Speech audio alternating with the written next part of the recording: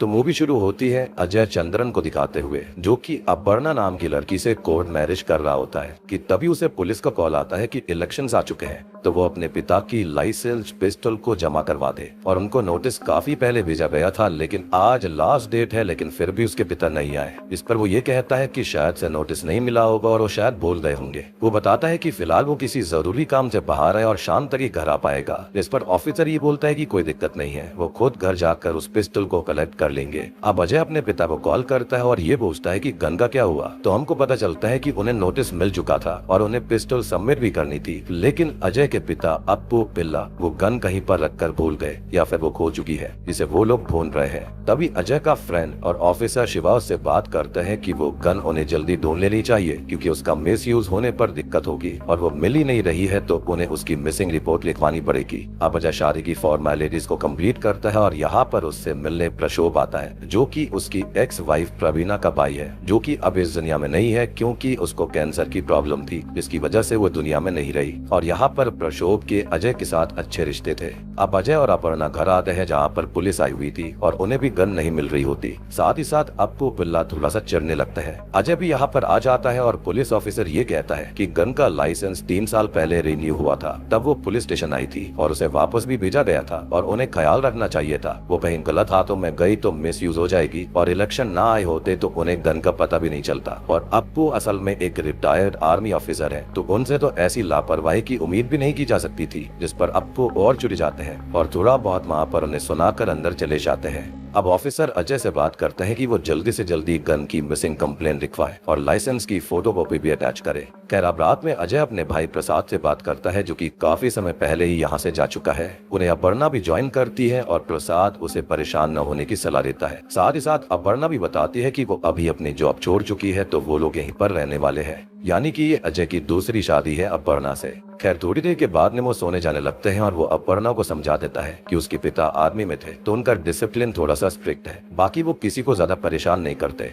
हालांकि हम सबको शुरुआत से ही वो थोड़े से खड़ूस जरूर समझ में आ रहे थे। एनीवेज अब वो उससे किसी को बुलाने के लिए कहते हैं और अगले दिन अपर्णा घर के बाहर टहल रही थी कि तभी उसे एक पेड़ पर रेडियो लटका हुआ मिलता है, जिसके बारे में वो अजय से बात करती है। वो बताता है कि ये एक घने जंगल वाला इलाका है जहाँ पर ढेर सारे बंदर रहते हैं, जो कि घरों में आकर उत्पात मचाते हैं, साथ ही साथ कुछ ना कुछ सामान ले जाते हैं और पेड़ों पर लटका देते हैं। और रेडियो के साथ भी ऐसा ही हुआ होगा। और अप्पू ने जिस आदमी को बुलाया है वो असल में पेड़ पर चढ़कर गन को ढूंढने वाला है। अब कुछ लोग गन को ढूंढते हैं, लेकिन वो गन किसी को भी नहीं मिलती और यहाँ से ही अपर्णा थोड़ा थोड़ा सा अप्पू को नोटिस करना शुरू कर देती है। अब हम अप्पू की लाइफस्टाइल देखते हैं, जो कि काफी ज्यादा सिक्रेटिव टाइप की है। वो नोट्स बनाते हैं, अपने रूम के सारे क्लोजेट्स को लॉक रखते हैं, सारी की सारी चाबियों को भी लॉक रखते हैं और अपने रूम तक को भी लॉक करके घर से कहीं पर जाते हैं, ताकि कोई भी उनके पीठ पीछे उनके रूम के अंदर ना जा पाए। वो अक्सर घर पर ही रहते हैं, लेकिन आज वो गरीमत से घर से कहीं बाहर जा रहे थे और रास्ते में वो सुमादत्ता नाम के आदमी से मिलते हैं, जो कि देसी दारू का काम करता है। अब हम अजय को ले पाते हैं, जो कि एक एनजीओ की ऑफिसर से बात करता है। असल में अजय का बेटा चाचू 3 साल पहले गायब हो गया था, जिसे वो तब सभी जगह पर जाकर ढूंढ चुका है, लेकिन वो कहीं पर भी नहीं मिला और अब वो उसे ढूंढने की अलग अलग तरीके निकाल रहा है, जिसके अंदर उसने एक एनजीओ से हेल्प ली है। और बात करें प्रवीणा के बारे में, तो वो कैंसर से 2 साल पहले ही खत्म हो चुकी है।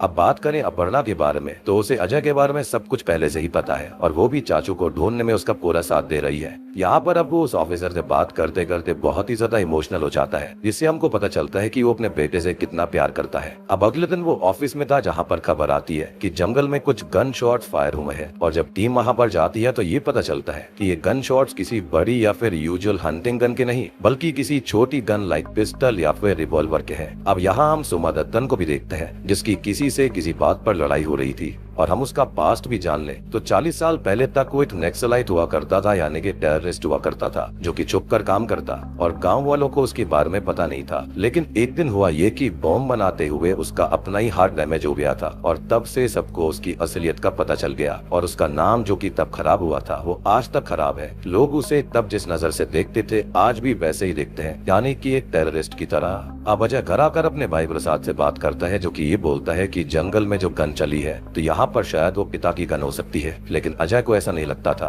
अब इसी बीच हम अप्पू को देखते हैं, जो कि हॉस्पिटल आए हुए थे, जिन्हें कुछ रिपोर्ट चाहिए, लेकिन उनको टाइम लग रहा होता है तो वो यहाँ पर भी थोड़ा सा गुस्सा करते हैं। अब शाम के 7:30 बज जाते हैं और अपर्णा अजय से ये कहती है कि पिताजी नहीं आए, उन्हें कॉल कर लीजिए। इस पर वो ये कहता है कि वो आ जाएंगे, ज्यादा लेट नहीं हुआ है। अपर्णा बोलती है कि उन्हें कुछ काम था तो वो बता सकते थे। इस पर वो ये कहता है कि कुछ चीजों को लेकर वो थोड़े ज्यादा ही पर्टिकुलर है और वो किसी की मदद नहीं लेते, इवन दो हेल्प ऑफर करने पर भी गुस्सा करने लगते हैं। खैर अब थोड़ी देर के बाद में अप्पू अजय को कॉल करता है कि उसकी गाड़ी खराब हो चुकी है, और जब अजय और अपर्णा उनके पास जाते हैं तो गाड़ी स्टार्ट हो चुकी थी और यहाँ पर भी अप्पू गुस्सा करने लगते हैं। खैर अब वो लोग घर आते हैं और हम अप्पू को बाहर थोड़ी दूर कुछ जलाता हुआ देखते हैं, और दूर से अपर्णा ये सब देख रही थी कि कोई तो है जो कि वहाँ पर कुछ जला रहा है, लेकिन कौन और क्या ये देखने के लिए वो अजय को भेजती है, लेकिन बारिश आने की वजह से वो वहाँ पर नहीं जा पाता। यानी कि हमको तो पता है कि अप्पू वहाँ पर कुछ जला रहे थे, लेकिन ये चीज यहाँ पर अपर्णा को नहीं पता थी। अब अगले दिन अप्पू उनको वहाँ पर जाता हुआ देखते हैं और वो दोनों ही शिवा को बुला लेते हैं। यहाँ पर असल में कुछ जलाया गया था, लेकिन क्या ये किसी की भी समझ में नहीं आता। हालांकि शिवा को ये जरूर समझ आ जाता है कि सेम स्पॉट पर पहले भी कई बार चीजें जलाई गई हैं, ग्राउंड से पता चल रहा था। अप्पू भी वहाँ पर आ जाते हैं और शिवा ये कहता है कि स्पॉट तो उनकी बाउंड्री में आता है ना, लेकिन अप्पू इस सवाल से चिढ़कर चले जाते हैं। अजय कहता है कि आसपास के वर्कर्स ने शायद यहाँ पर आकर वेस्ट को जला दिया होगा। इस पर शिवा ये कहता है कि वो वहाँ पर छोड़कर उनकी बाउंड्री में क्यों आएंगे, और वो जाकर एक बार क्रॉस चेक जरूर कर लेगा। साथ ही साथ वो अजय को ये भी बताता है कि अप्पू आजकल सुमदत्तन से काफी मिलने जा रहे हैं, क्योंकि सुमदत्तन की छवि वैसे ही खराब थी और अप्पू जो कि एक रिटायर आर्मी ऑफिसर थे,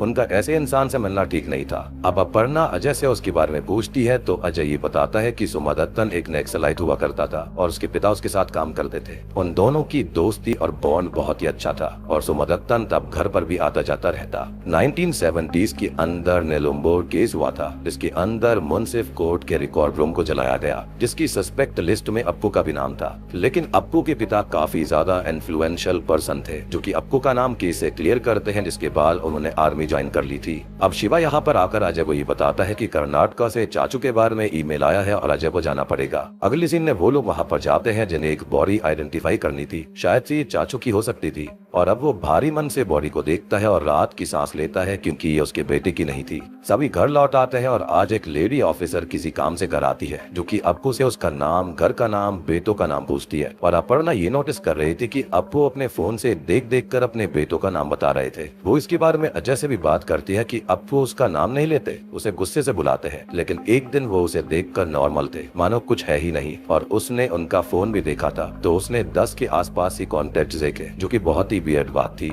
जहाँ पर सबके नंबर्स के आगे ब्रैकेट्स में उनकी आइडेंटिटीज लिखी हुई थी। लाइक अजय का नंबर और ब्रैकेट में बेटा लिखा हुआ था, जो कि उसे काफी अजीब लगता है। I mean, कोई भी पिता अपने बेटे का नंबर इस तरह से क्यों फीड करेगा। अब इतने में ही अप्पू वहाँ पर आकर अजय पर गुस्सा करते हैं कि वो उसके रूम के दरवाजे का लॉक जल्दी से ठीक करवाए, और अजय अपर्णा से पूछता है कि क्या वो अप्पू के रूम में गई थी, जिस पर वो हाँ कर देती है। वो ये बोलती है कि हम एक ही घर में रहते हैं और जा सकते हैं। इस पर वो ये कहता है कि अप्पू के रूम में कोई भी जाए उन्हें बिल्कुल पसंद नहीं है, और वो तुरंत ही वहाँ पर गुस्सा करने लगते हैं। अजय भी इससे काफी ज्यादा नाराज था, क्योंकि उसने पहले ही उसको समझा दिया था कि वो अप्पू के रूम में बिल्कुल ना जाए। खैर वो अजय से ये कहती है कि क्या कभी उसने सोचा है कि वो इतना अलग सा बर्ताव क्यों करते हैं, और उसने कहा था कि वो बस इंसुलिन की दवाई लेते हैं, लेकिन उनके रूम में उसने एंटी डिप्रेसेंट टैबलेट्स देखी थी, जो कि मेनली न्यूरो पेशेंट्स लेते हैं। वो आगे ये भी कहती है कि उसने और भी कुछ नोटिस किया है। जब उसके पुराने दोस्त उनसे मिलने आए थे, जो कि बहुत बात कर रहे थे, तब वो पैनिक से हुए घबरा से गए थे, और उनके पास एक नोट पैड भी था, जिसको देखकर वो उससे सवालों का जवाब दे रहे थे।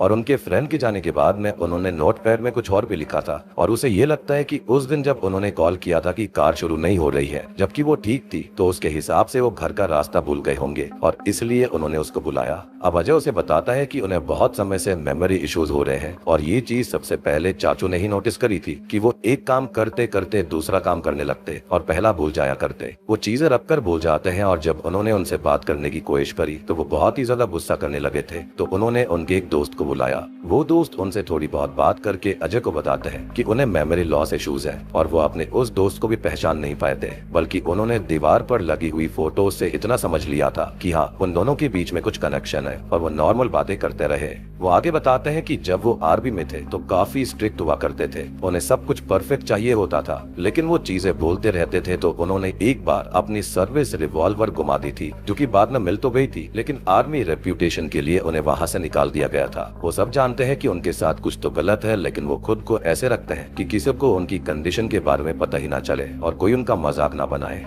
और ऐसा वो इसलिए करते थे ताकि उनका नाम ना खराब हो जाए, रेप्यूटेशन ना खराब हो जाए। अब यहाँ पर अपर्णा चाचू की पुरानी रिकॉर्डिंग शो देख रही होती है। वो अजय से पूछते हैं कि आखिर वो अप्पू के साथ कैसा था, जिस पर अजय बताता है कि जब प्रवीणा की बीमारी यानी कि कैंसर डायग्नोज हुआ था तो वो अक्सर उसके साथ हॉस्पिटल जाया करता। तब चाचू अप्पू के साथ ही रहा करता था और सबसे बड़ी बात कि वो चाचू के साथ भी काफी स्ट्रिक्ट हुआ करते थे। अब अपर्णा यहाँ पर काफी ज्यादा हिचकिचाते हुए ये बोलती है कि अब चाचू गायब हुआ तब अजय और प्रवीणा तो हॉस्पिटल में थे और वो शाम को वापस आए होंगे, तब तक चाचू खो गया था। तो कहीं ऐसा तो नहीं है कि उस दिन चाचू के साथ क्या हुआ ये अप्पू को पता हो, लेकिन वो बाद में भूल गए और ये सुनकर अजय भी सोच में पड़ जाता है। अब अगले दिन उनके घर से थोड़ी ही दूरी पर एक कंकाल मिलता है और अजय से परेशान हो गया था, जो कि अप्पू को नोटिस करते हैं, जो खुद भी परेशान थे और उस साइड देखे जा रहे थे। अब पुलिस ऑफिसर चेक करते हैं तो ये जमीन अप्पू की थी, जो कि उन्होंने 2 साल पहले ही बेच दी। अब उस कंकाल को चेक करा जाता है तो ये पता चलता है कि वो कंकाल असल में एक बंदर का है। अब हम अथॉरिटी के अंदर यही बात होते हुए देखते हैं कि वो स्केलेटन तो बंदर का ही है, लेकिन उसके अंदर से जो बुलेट मिली है वो सेम वैसी ही गन की है जो कि अप्पू पिल्ला से खो गई है। अब अजय को ये बात पता चलती है, जिससे वो भी थोड़ा परेशान हो जाता है, क्योंकि मेनली वो जमीन अप्पू ने 2 साल पहले ही तो बेची थी, लेकिन वो स्केलेटन 3 साल पुराना है। मतलब कि उस जमीन पर जो चीज मिली है उससे उनका ही कनेक्शन जोड़ा जाएगा। अथॉरिटी ऑफिसर्स इस बारे में बात करते हैं कि चाचू पहले भी घर से भाग चुका है, जो कि मिलने के बाद अलग अलग कहानियां बनाया करता था और लास्ट टाइम सबको यही लगा था कि वो फिर से कहीं भाग गया होगा, लेकिन ऐसा हुआ नहीं। उसके बाद वो कभी मिल ही नहीं पाया। अब हम अजय को देखते हैं, जो कि एक सपना देखता है जिसके अंदर वो चाचू के पीछे स्टेयर्स पर उसे रोकने जा रहा है और चाचू बेतहाशा भाग रहा था, जिसे अप्पू देखकर खुश हो रहे होते हैं। एनीवेज अब ये सपना खत्म होता है, जिसके कुछ ही देर के बाद वो घर जाते हुए अप्पू को देखता है, जो कि सुमदत्तन से मिल रहे थे और आगे वो उन्हें घर तक ड्रॉप करता है। घर पर हम अप्पू का अजीब सा बर्ताव देख रहे थे, जहाँ पर वो पुराने पेपर कटिंग्स को देख रहे होते हैं और उन्हें निकाल कर जमा कर रहे थे। इसी बीच अप्पू के पुराने आर्मी फ्रेंड अमृत उससे मिलने आते हैं, जिन्हें वो पहचान भी नहीं पाते और फोटो से उनका नाम देखकर अपने क्लोजेट को ओपन करते हैं, जिसके अंदर उनके ढेर सारे नोटपैड थे। अब एक नोटपैड का तो इस्तेमाल हम ऑलरेडी देख चुके हैं, जिसके अंदर उन्होंने रोजमर्रा के कामों के बारे में लिखा हुआ था कि कहाँ पर जाना है, आज हॉस्पिटल से आना जाना है, वो रिपोर्ट लेकर आए हैं, इसके अंदर उन्हें कुछ बहुत जरूरी देखना है। बाकी अलग अलग नोटपैड्स अलग अलग लोगों के लिए हैं, उनके नाम से है कि वो है कौन, कब उनसे आखिरी टाइम मिले थे, क्या बात करी थी, और वो उन्हीं नोट्स की हेल्प से बात को कंटिन्यू करते हैं। अब अमृत से बात करते करते वो नोटपैड पर देखते हैं कि आदमी आर्मी ऑफिसर नहीं लगता और ये कहानियां बना रहा है, इससे केयरफुल रहो। अब वो अमृत से कुछ सवाल भी करते हैं, जिसके बारे में वो उन्हें सोच कर जवाब देता है, लेकिन अप्पू ने खुद ये सवाल ब्लफ किए थे, यानी कि ऐसे ही थे, तो ये जवाब भी सारे झूठ ही थे। वो तभी उससे पूछते हैं कि वो आदमी आखिर है कौन और उससे झूठ क्यों बोल रहा है, तो वो वहाँ से जाने लगता है, जिसको वो पकड़ लेते हैं और तभी दूसरी साइड वो गिर जाते हैं और वो मिनट्स में सारी चीज भूल गए थे। वो ये भी भूल जाते हैं कि वहाँ पर कोई आया भी था, लेकिन तभी अमृत जो होता है वो उनके नोटपैड के कुछ पेजेस को फाड़ कर रख लेता है। खैर अब तक अजय और अपर्णा भी यहाँ पर आ जाते हैं और अमृत उनसे बात करके निकल जाता है, यानी कि एटलीस्ट उनके बारे में तो उसको जानकारी थी ही। हम अथॉरिटीज को देख पाते हैं, जिन्हें अब कुछ फोटोग्राफर्स को एक फोटो दिखाई जाती है, जिसके अंदर बंदरों के हाथ में एक गन थी। अप्पू पिल्ला को बुलाया जाता है और वो कंफर्म कर देते हैं कि ये गन उनकी है और अलग भी हो सकती है, तो ऐसा नहीं था, क्योंकि इस मॉडल की गन स्पेसिफिक ट्रेनिंग के बाद ही इश्यूज होती है, जो कि उनको इशू हुई थी और ये उनकी ही है। अब अथॉरिटी ऑफिसर सबसे पहले तो कर्फ्यू लगवाते हैं और क्रॉस चेक करने का काम शुरू करते हैं कि वो गन को ढूंढ कर ये देख ले कि वो असली है या फिर कोई टॉय मॉडल है। साथ ही साथ अप्पू का गन लाइसेंस भी सस्पेंड करने की अपील सबमिट कर दी जाती है, क्योंकि वो काफी डेंजरस हो सकता था। अगले सीन में हम अप्पू को कुछ डॉक्यूमेंट जलाते हुए देखते हैं और अपर्णा उनको देख लेती है, जो कि उनके जाने के बाद वो आग बुझाने लगती है, लेकिन वो वापस आकर उसे रोकते हैं। दोनों के बीच में थोड़ी छीना झपटी होती है और इतने में ही अजय भी वहाँ पर आ गया था। अब अप्पू इंस्टेंटली सब भूल कर वापस चले जाते हैं और अपर्णा अजय से कहती है कि अप्पू को छुपा रहे हैं, लेकिन वो उससे ये कहता है कि वो उसके पिता है और वो उनके बारे में कुछ भी नहीं सुन सकता, ना सुनना चाहता है और वो भी घर चला जाता है। लेकिन अपर्णा को वहाँ पर गिरी हुई अप्पू की चाबी मिल जाती है, यानी कि उनके रूम की। अगले दिन अथॉरिटी अप्पू को इन्वेस्टिगेशन के लिए बुलाते हैं, जो कि पहले सुमा दत्तन से भी बातचीत कर चुके हैं। और अजय भी सुमा दत्तन के पास जाता है कि उसने क्या बताया जो कि उन्हें पता नहीं है। तो वो उस दिन की कहानी बताता है। असल में उस दिन जब वो अप्पू से मिलने गया तो अप्पू चाचू को पीट रहे होते हैं, क्योंकि उसने उनकी उस गन को निकाल कर एक बंदर को शूट कर दिया था। अब सुमा दत्तन उस बंदर को बैरी तो कर देता है, लेकिन नोटिस करता है कि अप्पू खुद ही पूरा हादसा भूल गए, जो वो नोटिस कर लेता है। और जो अप्पू सुमा दत्तन से बार बार उससे मिलने आते हैं वो इसलिए ही आया करते क्योंकि उसी दिन वो गन खोई थी। वो बार बार आकर उससे सेम सवाल करते हैं और वो बार बार सी में जवाब देता है, जिसे वो ऐसे सुनते हैं कि जैसे पहली बार सुन रहे हो। यानी कि यहाँ पर उनकी मेमोरी लॉस वाली चीज काफी डेंजरस थी।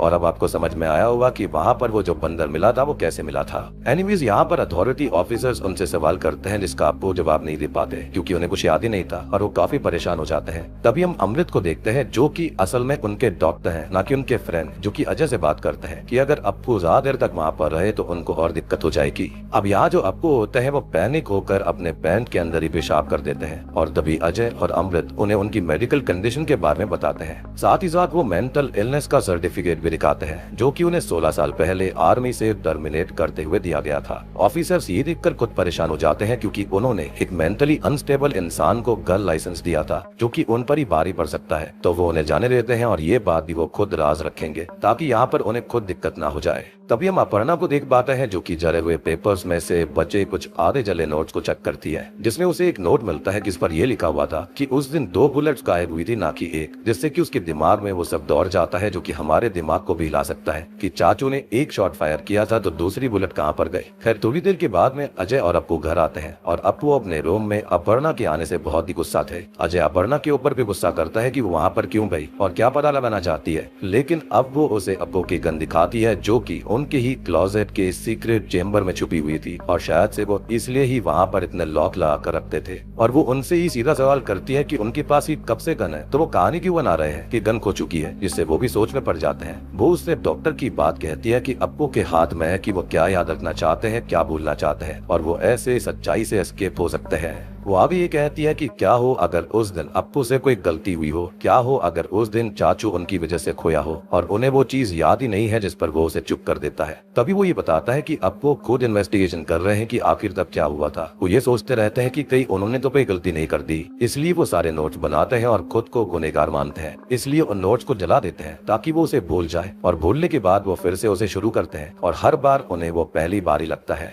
ऑब्वियस सी बात है, मेमोरी लॉस की वजह से वो एक लूप में फंस जाते हैं। अब अपर्णा कहती है कि वो सॉल्व कर चुके हैं कि हुआ क्या। वो हॉस्पिटल पेपर्स दिखाती है जो कि अप्पू लाए थे, तो उसके अंदर 19 मार्च की डेट थी, जिस दिन अजय और प्रमीना हॉस्पिटल गए और बंदर वाला हादसा उसी दिन हुआ था। लेकिन चाचू की मिसिंग डेट 20 मार्च बताई गई है, ऐसा क्यों? तो क्या वो कुछ छुपा रहा है? और अब वो सच बताता है। और दोस्तों अभी यहाँ पर खुलते हैं इस मूवी के भयानक असली पत्ते। तो असल में उस दिन वो लोग शाम को घर आए थे हॉस्पिटल से और चाचू गन से खेल रहा था, जिससे प्रमीना वो गन लेने की कोशिश कर रही थी। लेकिन होता ये है कि गन फायर होने की वजह से वो मारा जाता है। जी हाँ, अब अजय और प्रमीना दोनों ही से पूरी तरह टूट गए थे और प्रमीना जो होती है वो खुद को ही खत्म करने की कोशिश करती है। वो ढेर सारी दवाई खा लेती है, जिसको अजय हॉस्पिटल लेकर जाता है। और जब वापस आता है तो ये देखता है कि अप्पू सब कुछ साफ कर चुके थे और वो समझ जाता है कि उन्होंने उसे अपनी गलती मान लिया है। और सब कुछ ठिकाने लगाने के बाद वो भूल चुके थे कि बॉडी कहाँ पर दफनाई गई।